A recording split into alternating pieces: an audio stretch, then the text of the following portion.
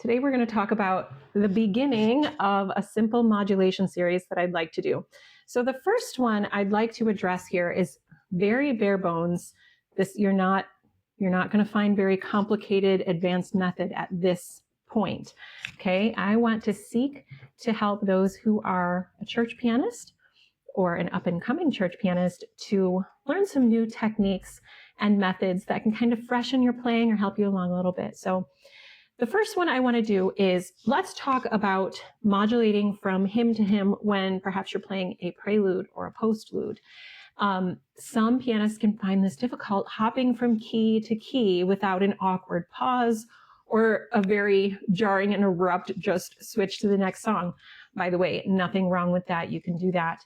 But sometimes it helps just to have a little bit of transition. So we're going to give a couple of examples of that today from key to key. Now, this is where I'm going to encourage you to know enough music theory that you know all of your scale keys, okay? You don't use every single one of your scale keys in playing hymns, of course you don't, but it's a really good pocket full of theory for you to know. And so you should know the primary chords in every scale key. Okay, and I'm going to tell you why you need to know the dominant of every key. Okay, so the dominant, or the 5 chord, that is built on the 5th tone of the key that you're in. Okay, so if I'm in the key of C, here's my C scale, the 5th tone is G. We're going to call that the dominant, and I can build my dominant chord on that G. Okay, so that's the 5, that's why it's called the 5 chord.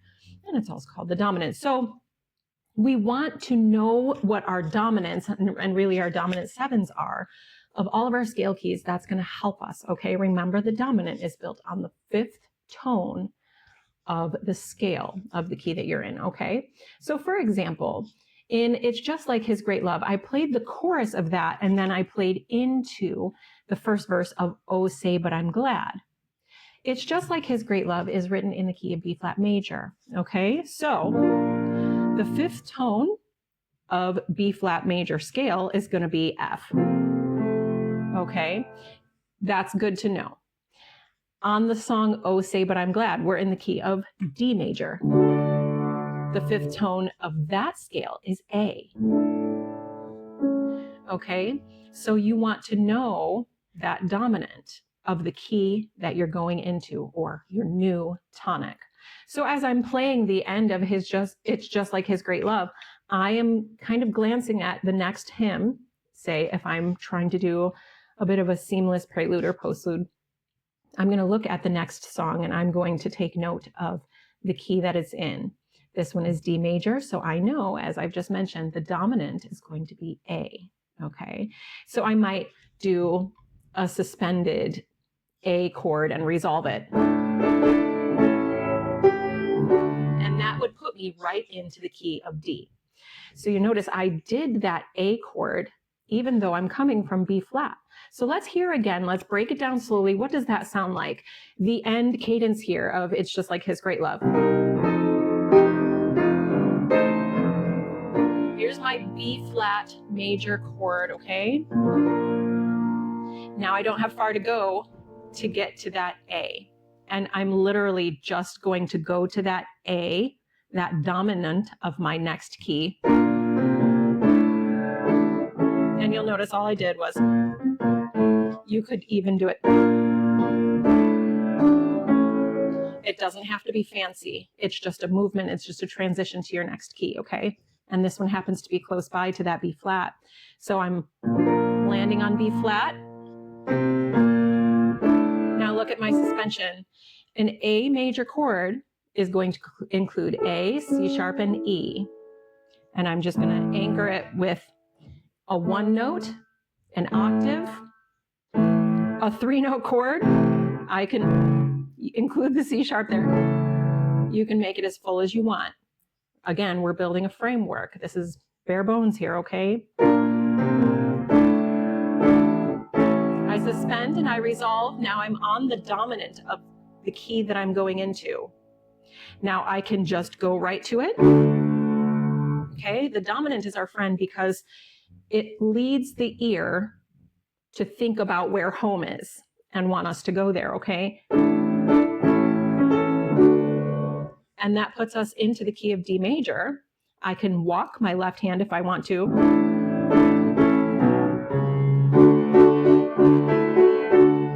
Or I can just go there. It doesn't have to be complicated.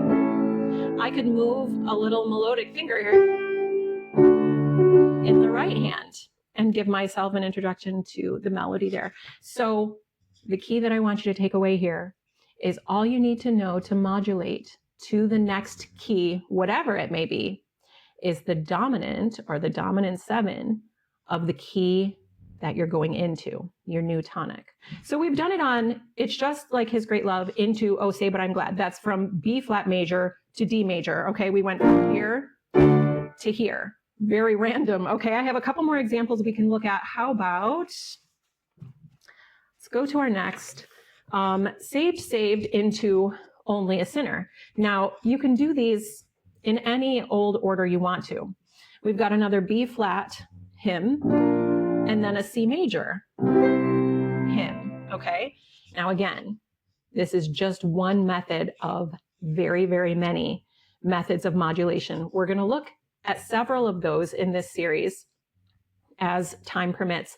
This is just the first one I'm giving you, and the key I want you to walk away with is, if you know the dominant or the dominant 7 of your new tonic, the new hymn that you're going into from the one you're already playing, you can modulate with that chord, okay?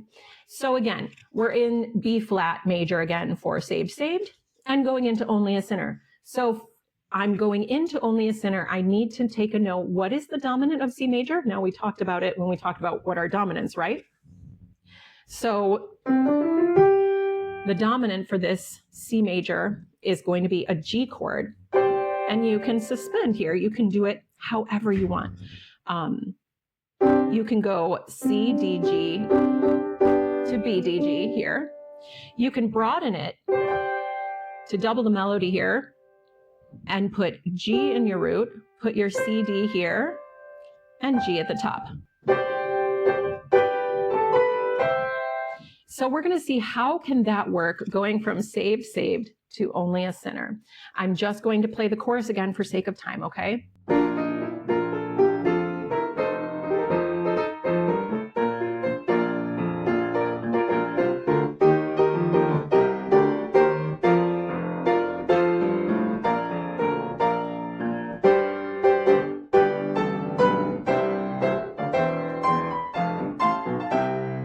Okay, so you can do this any which way. If you wanted it a little simpler, I know I did a little bit of the fuller written grand ending of saved with the fuller chords. If you're not quite there yet, that's okay. Stick to your soprano and alto.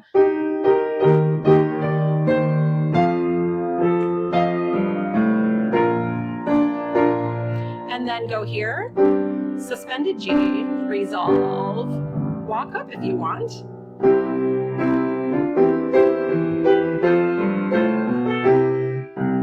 Walk up that scale. Always use your full scale. This is why you should know your scales. But you see, left hand, right hand, if you know your scale, use it and play it during the song. It's fun and it's a great filler.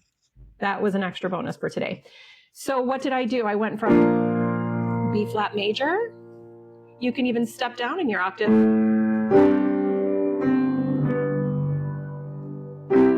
And that put me lined up perfectly to go straight into my C major song because I used the dominant from C major. So let's do one more. Let's see if we have different keys from B flat. Let's see. We will do The Light of the World, which is in the key of F major, into Stepping in the Light, which is in D flat major. So we've got F major and D flat major, okay? It doesn't matter what order, where they are in relation to each other on the board. All you need to know is that dominant of your new tonic. So let's think. What is the dominant or the dominant 7 chord? What is the dominant of D flat major? It's going to be A flat. Okay. And again, I like using a suspension because it kind of slows down and sets you up for your new key. So what's an A flat major chord? A flat, C, E. I'm going to suspend with that D flat.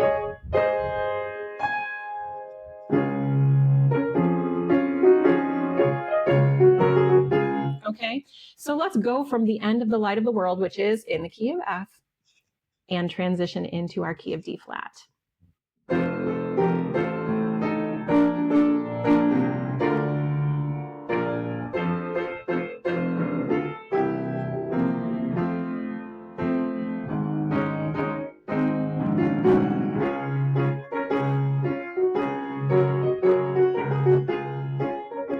Okay, so again, that was very bare bones here, but the key was I went from my F major cadence. Now I want to get to that A flat. The closest way is right here, or you could come up here.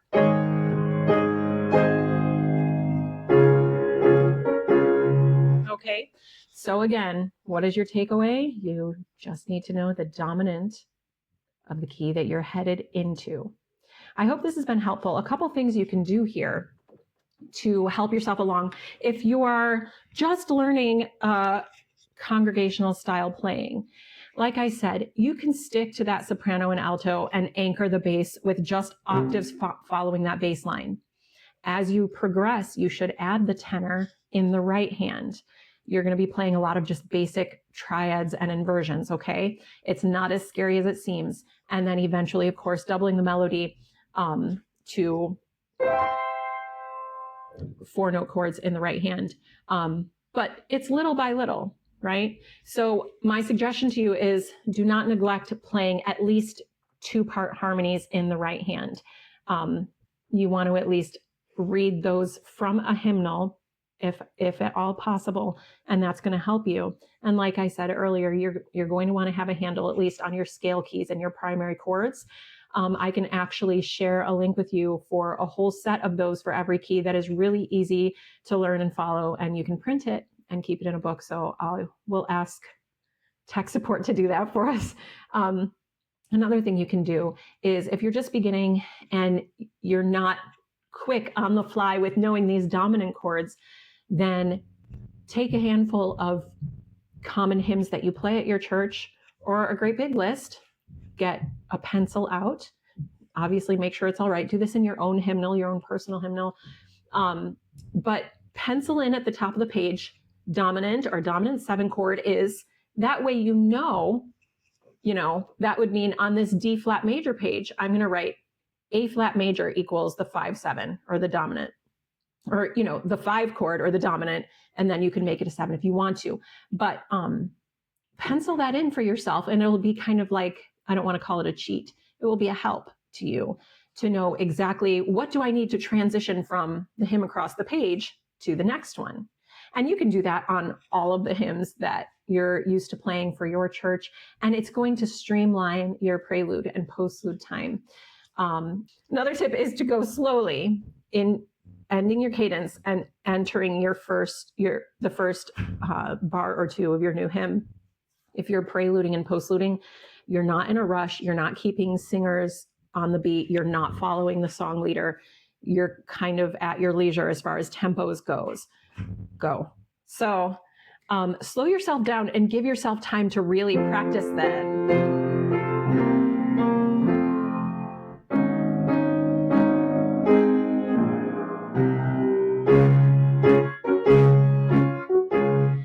Okay, take your time. Practice this at home. Don't try new methods on the fly when you sit down to play for a service, because even in a prelude and postlude, you don't want to become a distraction, okay? So that is your Music Minute for the beginning of Simple Modulation, our small series. So I hope this was helpful. If you have any questions or anything else you'd like to know about this particular step in our modulation series, please let me know, and I'd love to cover that for you. So today's Music Minute bonus tip is funny because I did not know that for the whole Music Minute my face would be showing, and but the happy man said so it was so. And my tip for you for the church pianist today is be careful about your face.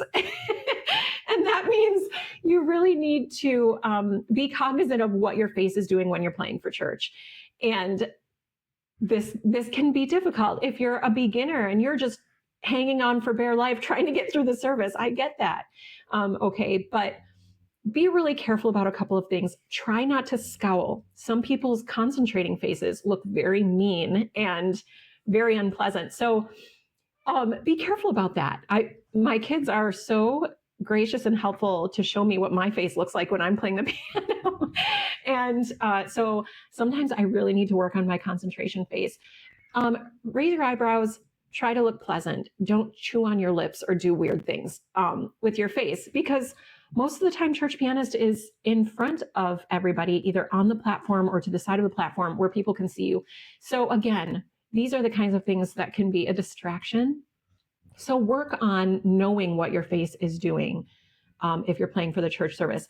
Another thing about that is make sure you give whoever is speaking at the pulpit at all times, give them your attention if you are at the bench. Okay, that's really, really important. It's an issue of respect and you should be doing it anyway, but sometimes dwelling on the platform, we can kind of forget that we are on the platform and everybody can see what we're doing or how we're looking.